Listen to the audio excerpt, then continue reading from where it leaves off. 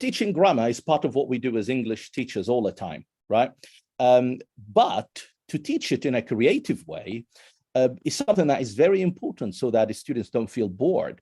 Because if we teach grammar the same way we do every time, we get bored, students get bored. So just it's a different way of doing things, that's all, which I believe teachers need to know various ways of teaching language. So without wasting much time on an introduction, let me share the screen and show you this PDF. Just give me one sec.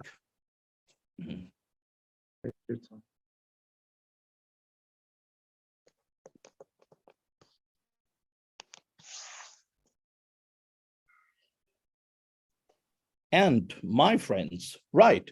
So if we look at the screen, we will see that the title of this handout is called Grammar, Dictation, and the Stages. Well, the reason why I call it grammar dictation is because it is what it is. Dictogloss is grammar dictation. Now, the picture of the lady down there is actually the came up with the idea of Dictogloss. This is Ruth Einrib. And she published a wonderful book called, right. So here is a part of the introduction to the book. So I actually took this from the introduction to her wonderful book. And as you see, there are some gaps there. Okay, so what I want you to do, my friends, is look at these gaps and try to think, okay, of what the answers might be, right? So take your time and then we're going to talk together. I'll give you just 1 minute to think about this and then we're going to talk.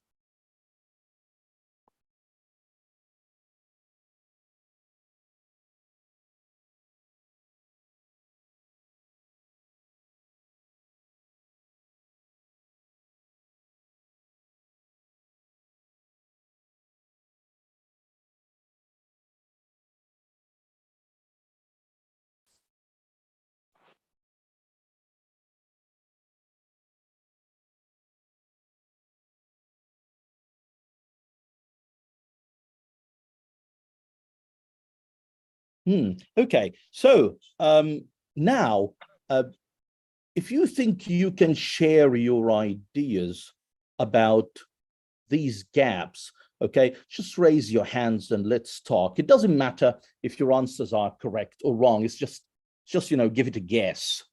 So grammar dictation is better known in some quarters as the, and then procedures. So what do you think is here?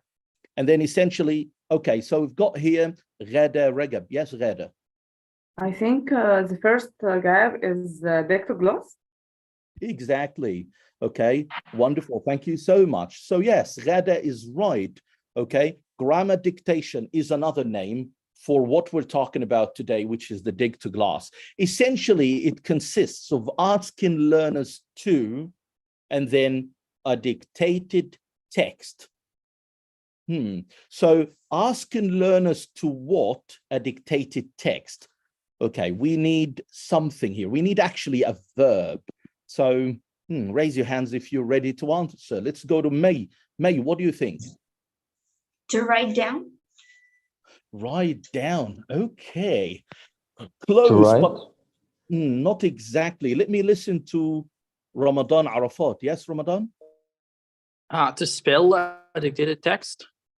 Well, of course, the spelling would be part of that, but no, not exactly. Let me tell you, my friend, what the answer should be here. It's actually to reconstruct a dictated text.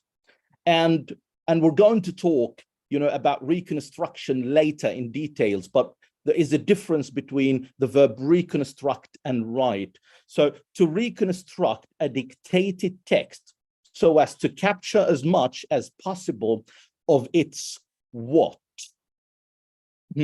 Raise your hands if you know the answer to this. To capture as much as possible of its what? Let me go to Ghada Regab. Yes, Ghada? I think form. to as possible of its form. No, not exactly. Form will come later. Okay. What do you think? Let me go to Mahmoud Ahmed. Yes. Oh, its meaning? Oh, I mean, you're getting close. I will say as possible of its information content, of its information content in as accurate and acceptable a form as possible. So we need an adjective before form. What do you think the adjective is? Let me go to Mahmoud Ahmed again. In as accurate and acceptable a form as possible. I would say Ramadan Arafat, maybe. Let me check with that. How is a correct form as possible? Well, I mean, correct form? Yeah, I mean, I love the answer, but I would say linguistic form. Linguistic form. Now, let me go and read this one more time. So grammar dictation is better known in some quarters as the Dictogloss. So Dictogloss is a way of teaching. Sometimes we call it grammar dictation. Essentially, it consists of asking learners to reconstruct a dictated text. You dictate a text and your learners will reconstruct it. And we'll talk about that now. So as to capture as much as possible of its information content in as accurate and acceptable a linguistic form as possible. So students need to be accurate, and they need also to grasp the main ideas. They understand the content, and then they reconstruct all that. Now, before I get to more details, let's have a look at this. I have here, my friends, on a screen, I have 4 main stages written. And these 4 main stages are the stages of Dictogloss according to Ruth Weinrib. We have analysis and correction, we've got preparation, we've got reconstruction, and we have dictation. And then, my friends, I've got a description here of these 4 stages, 1 down to 4. All I want you to do, my friends, is to read these descriptions and try to guess and match them to these names. And then we're going to talk about these 4 stages. And I'm going to give you 3 minutes to answer this. Okay, right. Let me send you this handout to your chat box. Let me do that. 1 sec.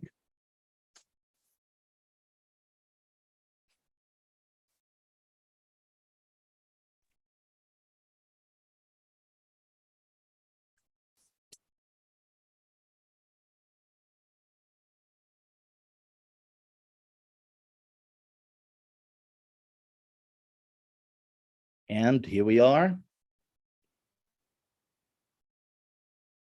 Shady, can you make that text just a little bit smaller so it doesn't take up the whole screen and we can see it more? Okay, I sent it already to the, so I'm going to stop sharing it because I sent it already to your chat box. You can download it now, think about it, and then I'll reshare it and discuss it.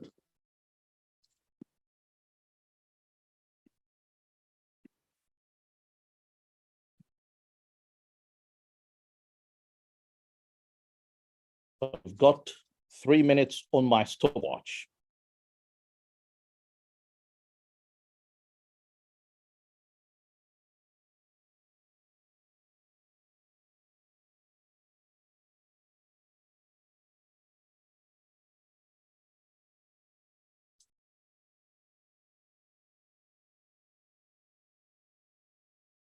You can go ahead and just keep that on the screen, Shady, so that we can all see it.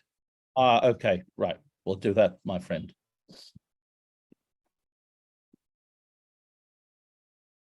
Just a little bit smaller so we can see all 4 of them. Yeah, perfect.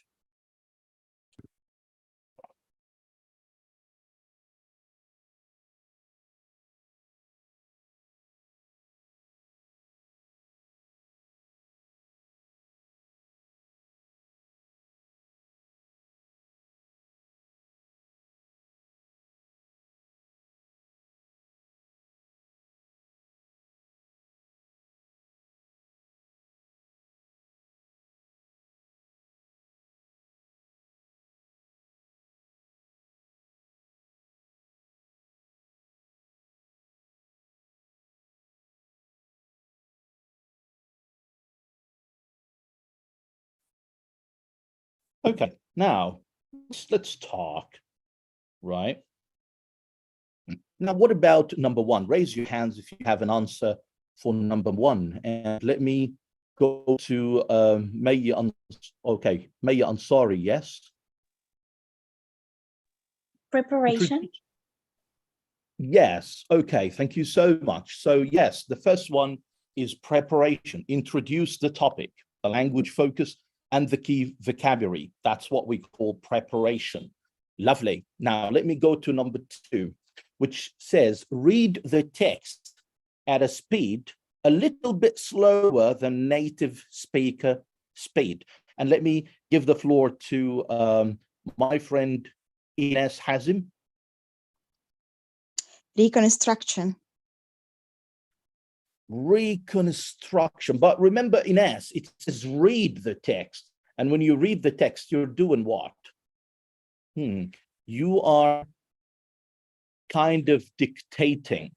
So I would say that number two is actually dictation. Now, let me go to Ahmed Khalil. Ahmed, what about number three? Analysis.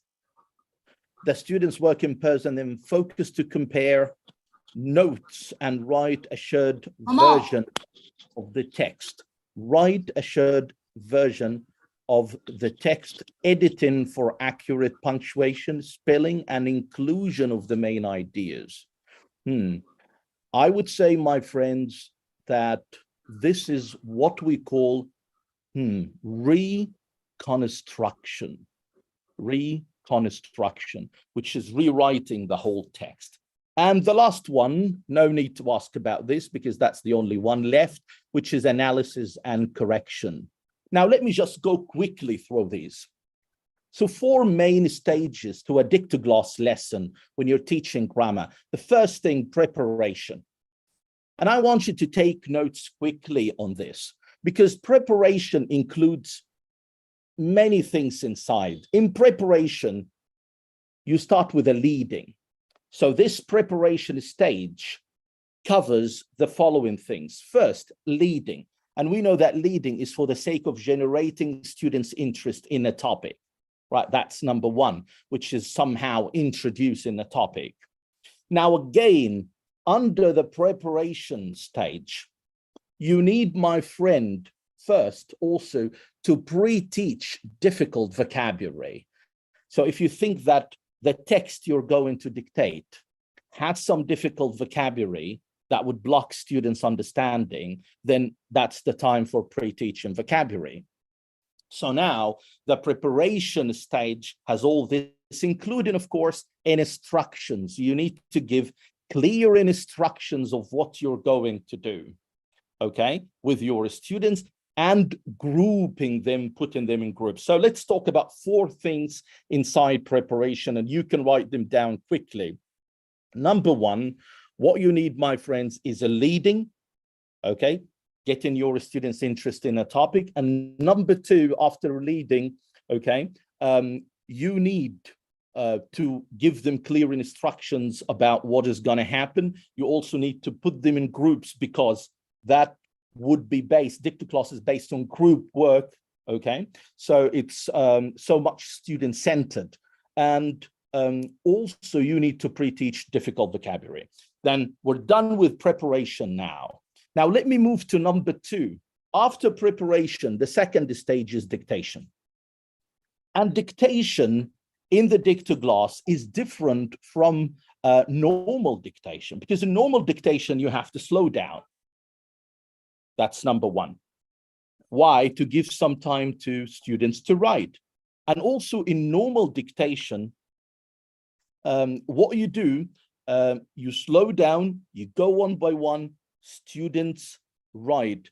But in Dictogloss, you go actually a bit, slower than a native speaker, like you read it normally. But you don't read it normally one time, you read it normally 2 times. So again, so the first difference between Dictogloss and normal dictation, you slow down. In Dictogloss, no, you're a bit slower than a native speaker speed. Number 2. In normal dictation, you dictate, students write everything you say. But no, no, no, not in a Dictogloss. In a Dictogloss, you do it twice. In the first time, students don't write anything. They listen carefully to you to understand the text and to get its meaning, its general meaning. Number two, you dictate again, and students don't write everything you say. They take notes on the main idea. So this part is very important. حسنت ما جيتش ليه طيب؟ Okay. Okay, we can all hear you. ايوه انتوا بتصمموا قاعده ليه؟ We need some. Okay, let me mute everyone. Okay, right. Thank you so much, Ron. I guess you did that already. Okay, lovely. So back to business. So again, so number two, differences between. Okay, let me just try to mute all. Yes, okay, thank God. Okay, right.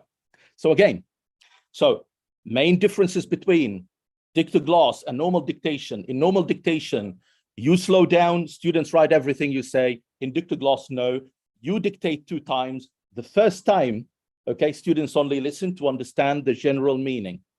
Second time, what you do is that you dictate, they don't write everything you say. Well, they wouldn't have time to do so. What they do is that they take notes on the main ideas. Good. And then we come to the third stage, which is reconstruction. They take the notes they took on main ideas and do what with them? They try to recreate the text you dictated from their memories and from the notes they have taken. And this stage is called reconstruction. And then finally, we come to the analysis and correction where actually teaching happens. And I'm going to talk about that in details now, my friends. So let me now share handout 2. I want you to look at this. In handout 2, my friends, we have texts. It's called texts and levels. What do we mean by texts and levels? I'm showing you here 3 texts taken actually from grammar dictation. And what I want you to do, my friends, I'll send that to your chat box now. These 3 texts are at different levels. I want you to read every text quickly and decide this one is for elementary, this one is for intermediate, this one is for upper intermediate, pre-intermediate. So just decide on the level and then we'll talk. So I'll send you this now to your chat box first. Here we are.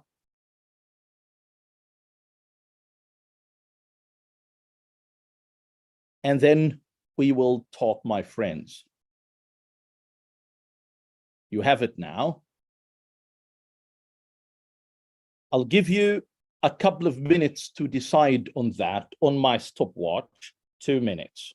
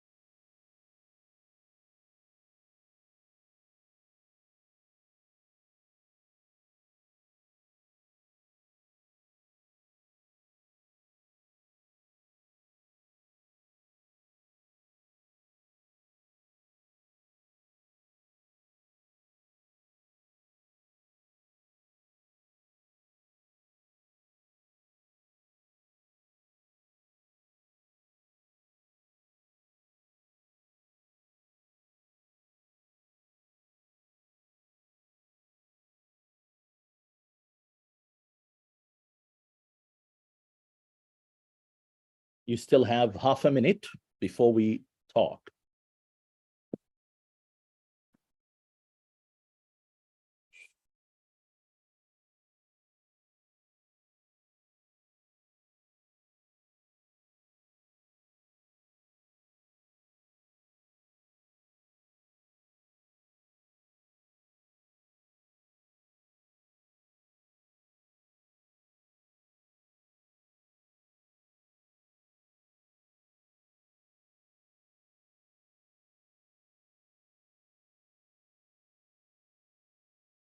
Okay, my friends, the reason why I gave you these three texts, because remember, in Dictogloss, the main thing you need to decide on is the level of your text, because you know the level of your students.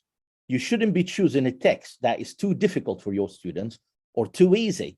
So we don't want something that is so complicated, and we don't also something that is so easy so students get bored. Right? We need something that is appropriate for the level of your students. So my question is, what about text number 1? What level is it appropriate for? And let me check with Amani Ashraf. Yeah, is it upper intermediate? Well, I would say, Amani, you're close. It's advanced, but yeah, I mean, it's a high level. So thank you so much. Yeah, the first one is advanced. Let's look at the language. Look at how it is written, okay? Conversely, would you be less critical of other drivers on the road, more positive about the government performance? So we can see that there is, you know, some good vocabulary in there. Right, now moving to text number 2, and let me give the floor to Zahra. Zahra, what do you think? What is the level of text 2? What do you think? Yes. Zahra, are you there? Yes, I'm here. Hmm. Oh, this one, I guess it's pre-intermediate. Oh, well spotted, my friend. Yes, that's pre-intermediate. Good on you. Okay, lovely. Last one. Let me go to Dunya. Dunya, what do you think of text 3? Okay, it's like intermediate. Well spotted. Yes, that's intermediate. Thank you so much. So my friends, we have now 3 texts here. We've got text number 1, and that's for advanced students. Text number 2, that's for pre-intermediate students. And text number 3, that's for intermediate students. Right. Goody. So step number 1, decide on the level of the text you're going to get to your students. Now, let me take one of these texts and focus on it and see, when we decide on the level of the text, what do we do next? Like now, let's imagine that we want to teach pre-intermediate students, right? What do? We have the text now. How can we turn that text into a Dictogloss lesson? So let's talk.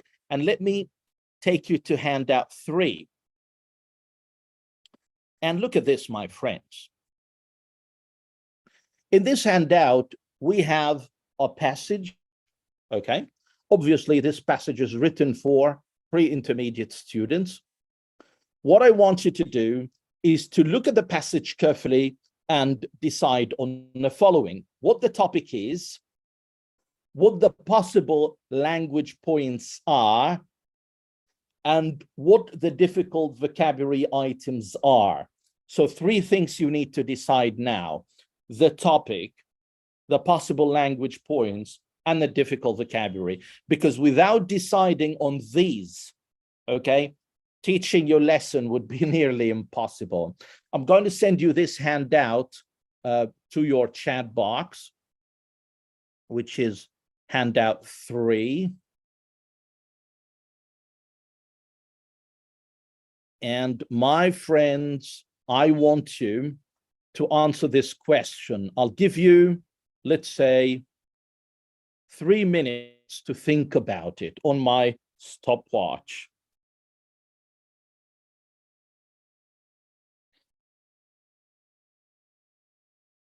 Take your time.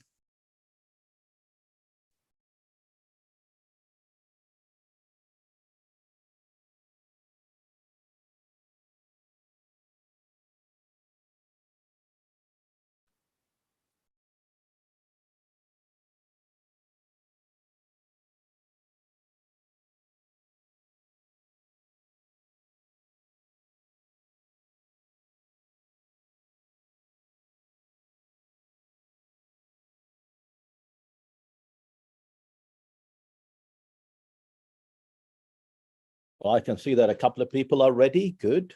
Dunya and Marwa are ready. Let's wait for your friends.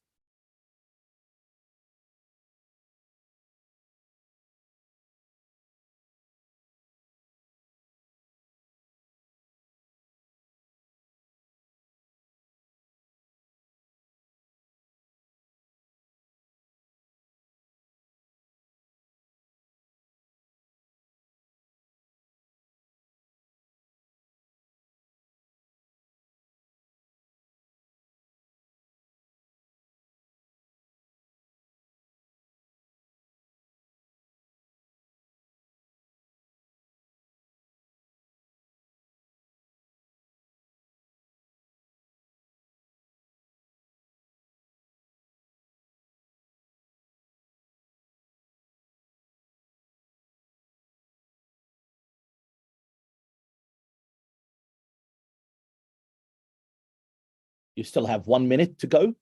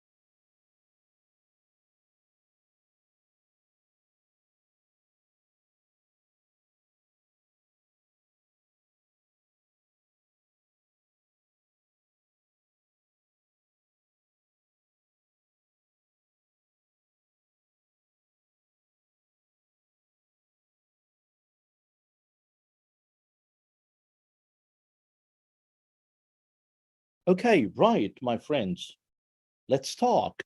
And talking about the topic, let me ask my friend Khulud. Khulud, what do you think the topic is?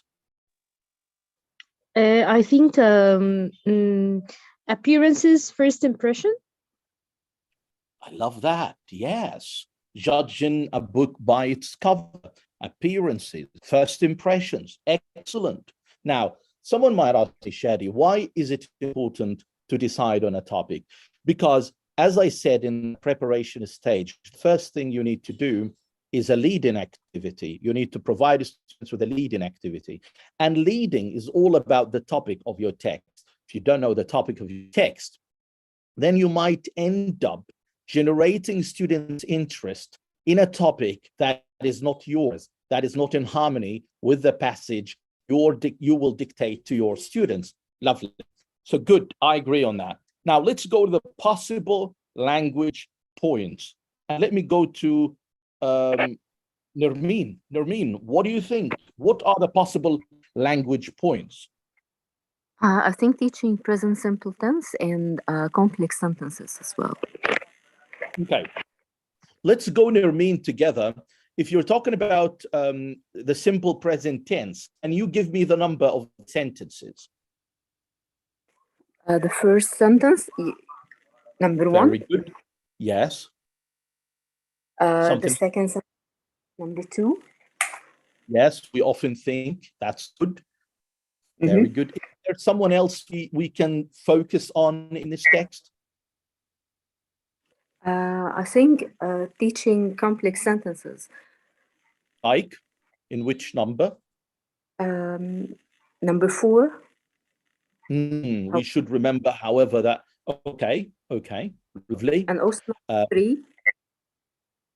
For example, we may expect a thin person to be quiet or shy, while okay, lovely, right?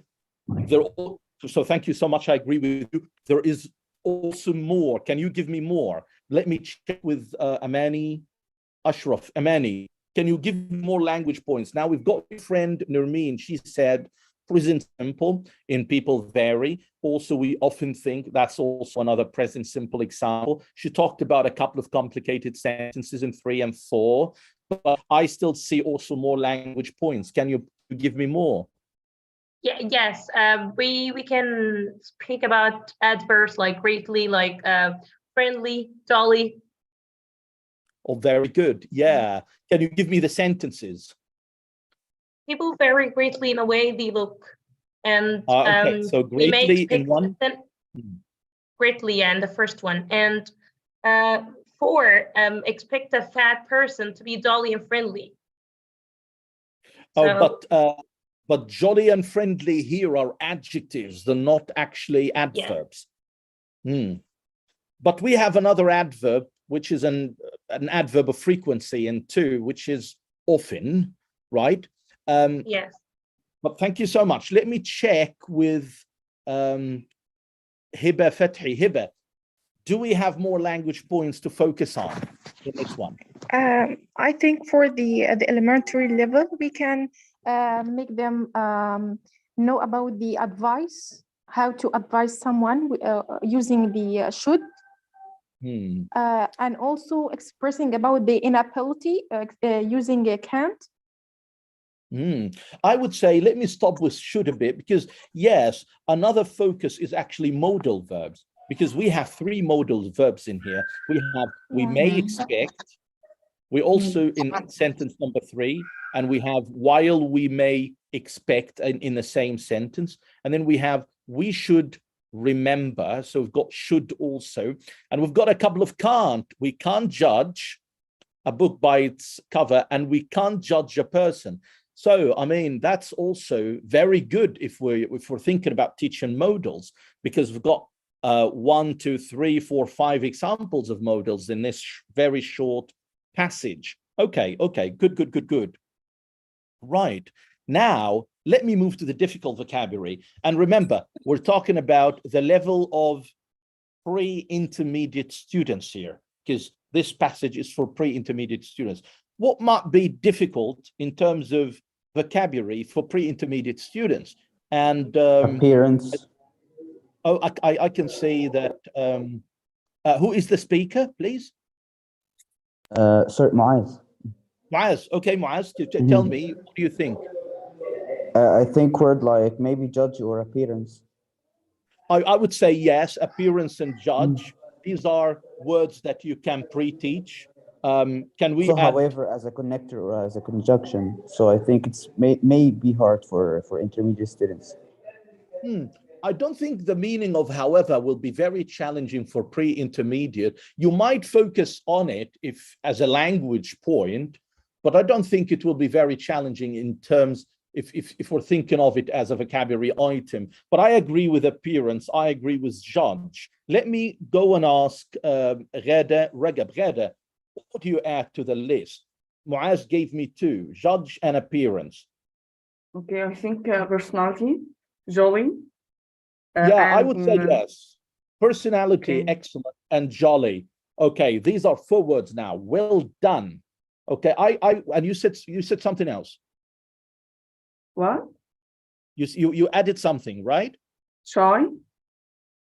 Oh no, I don't think shy will be challenging for pre-intermediate. So let's count together. We have appearance now. We have judge. We have jolly. We have personality. I still have 2. Okay, and I would give them to you. Vary can be a challenging word for pre-intermediate. So people vary. So that's something you can teach. And also, wait a minute, to tell, because tell here is not used in its normal meaning. Okay, we often think we can tell someone's personality. Students usually know the meaning of tell as he told me something, I told him something. But here, we often think we can tell someone's personality. That's a different meaning here, because tell here means judge. Okay, so that is also worth pre-teaching. Lovely, lovely. Okay, good. So now we agreed on a topic. We said that it is appearance, judging a book by its cover. And then we talked about the possible language points. And we talked that we can cover modals. We can think about, present simple sentence. We can teach complicated sentences. Some people mentioned connectors like however, while. Right, fair enough, fair enough. Now let's move to leading. If you are to use this in your own lesson, as a beginning of Dictogloss, what you need to do is that you need to start with a leading. What might be a good leading for this one? I need to listen to some of your ideas. How can I attract my students, attention to this topic? How can I make them interested in it? Let me go to Hiba Fathi. Hiba, what do you think? Maybe I can, put a picture who has a fat boy and a thin boy, and ask students, what do you think about these people or these boys from the first impression or from the first look? Ah, okay. And then you move on to talk, and then ask the students things like, yes, people. I will move to the idea of that the first appearance or the maybe the shape of their body may form their opinion about them. Oh, wonderful. Okay, I love the idea. Thank you so much. Let me listen to Marwa Muhammad. Marwa, now your friend gave me a wonderful idea for a leading. Can you think of something different? Okay, maybe I can show them a video, maybe for 1 minute only, for some people that the first impression when you see someone. So do you think that you judge by their faces or the personality or the appearance, so what's the difference between them? So I can show them a video, maybe some people or a situation with someone that he has this impact on him. Okay, interesting. One last comment here. Let me go to Ahmed Khalil. Ahmed, okay. Now, two of your friends gave me ideas for a leading, one using some pictures and the other one using a 1 minute video. Do you have a different idea? Okay, I can show them a picture of two children, also one thin and one fat. The picture should see them the difficult or the problems that the fat boy faces in our lives. They can't run, they can't practice any sports. On the other hand, the teen boy can run, can practice his life normally.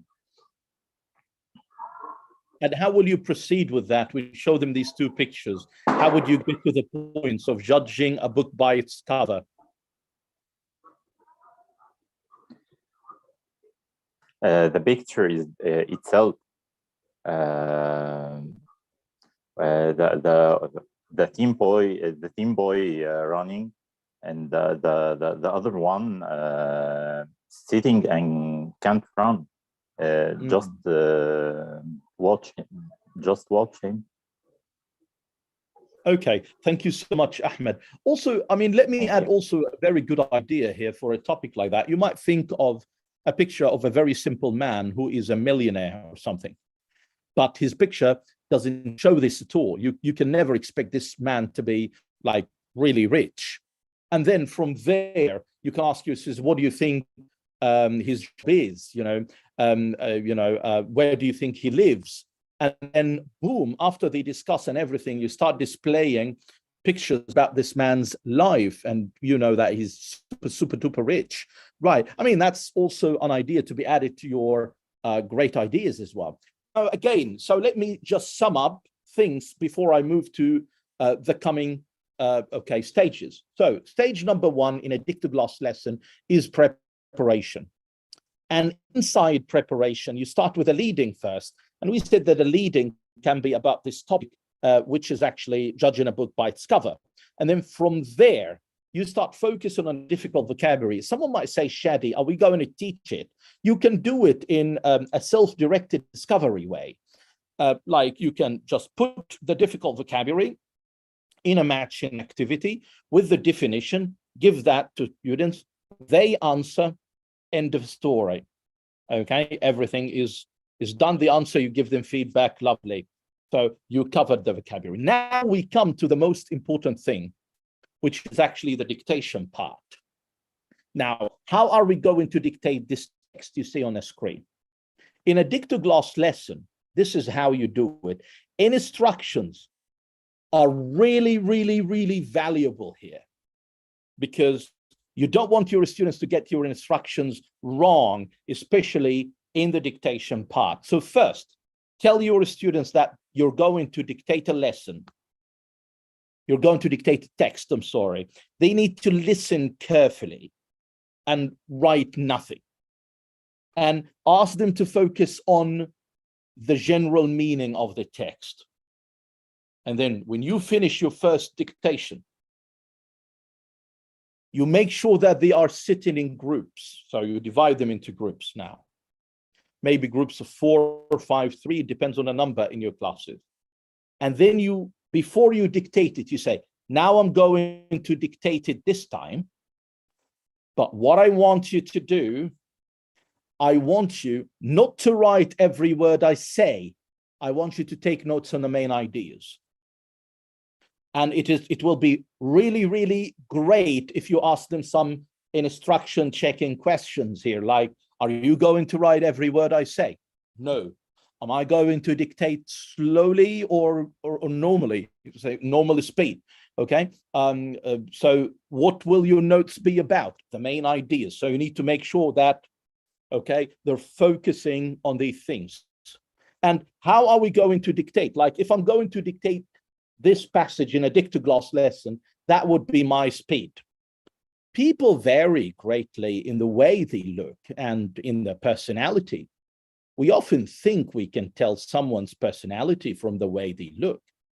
For example, we may expect a thin person to be quiet or shy, while we may expect a fat person to be jolly and friendly. So that would be your speed, which is not normal in dictation, because in dictation, usually people dictate this way. They go, people vary greatly.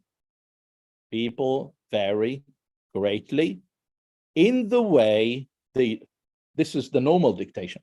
But no, not in a Dictogloss. In a Dictogloss, you're a bit slower than a native speaker speed. And as I said, you do it twice. The first time they write nothing, they focus only on the meaning. The second time they take notes on the main ideas. Now, once they finish, my friends, once you finish your dictation, we come to one of the most important stages, which is reconstruction.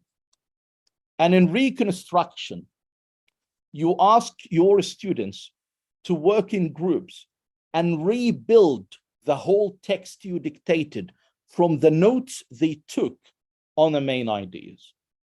And usually these notes are fragments of sentences, words. Now, someone might say, Shady, what is the point? Why do they have to reconstruct the text?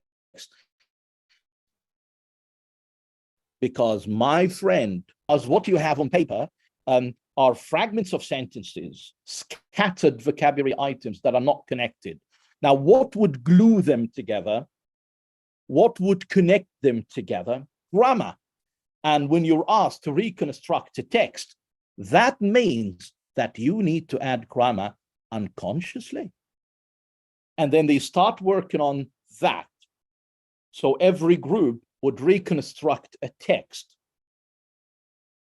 And then what they do is that they compare the reconstructed texts So how they're different. Every group now has a reconstructed text. Now, so from the very beginning till this moment, students are doing everything. You started with the leading as a teacher. You followed the leading with pre-teaching vocabulary, and all this is inside a stage called preparation. Now you dictated, students reconstructed, okay? And what is so amazing that your teaching comes at the very end of the lesson, which is in a stage called analysis, okay, and correction. And my friend, that is the stage where you display the text, maybe on your data show, or you give the original text to your students to compare it with what they have produced. And then look at the text, it is numbered.